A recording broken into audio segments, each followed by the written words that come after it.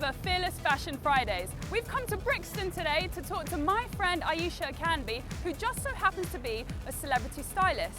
She styled the likes of Cher Lloyd, Amir Khan, Labrinth and JLS.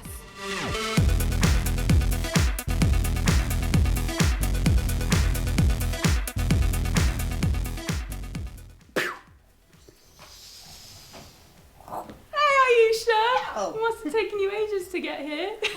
Thanks for coming on Fearless Fashion Friday.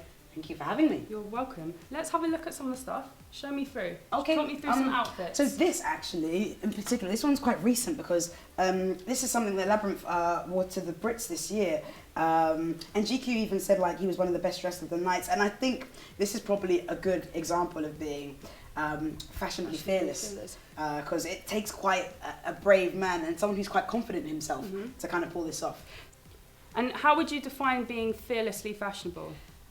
Being fearlessly fashionable, I would say, is not really caring, not paying attention to the rules and completely being comfortable with who you are and being yourself at all times. So not necessarily following the trends? Yeah, not necessarily. I mean, trends are there for a reason and sometimes they're cool, but once you start being dictated by trends, that's when I feel you become a fashion victim. So being a celebrity stylist, do you feel under pressure to look good all the time? You know what, I think when I started out, I used to, but I've kind of got to a point now where I don't really feel like I've got as much to prove anymore. I mean, I'm human, we all have our odd days, and you know, just because I'm a stylist and my job is to dress other people. So as long as that part is keeping up, I'm not too worried. Talking about mad prints, show me some more stuff. You know what, I've never actually seen shirt on t-shirt on shirt, Yeah. but I think you're really pulling it off, and this could be quite a look for 2014. When I was at school, we used to have Mufti Day, where for one day of the year you could wear whatever you wanted. The amount of pressure I would feel before that day, I wouldn't sleep the night before. I'd really try and consider this outfit. Walk into school, look in the mirror and think, what am I wearing? Shoes, the top, nothing worked. In what ways did you feel under pressure to conform when you were at school?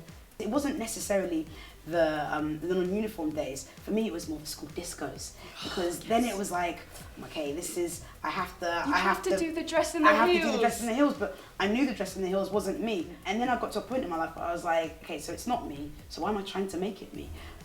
So I just didn't care anymore. Like, and I'm me, as you kind of see me today, like wherever I go.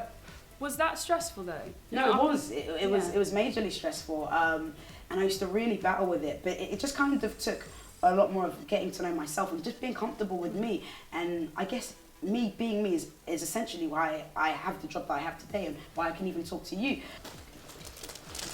Top 3 tips on how to stay fashionably fearless. Go.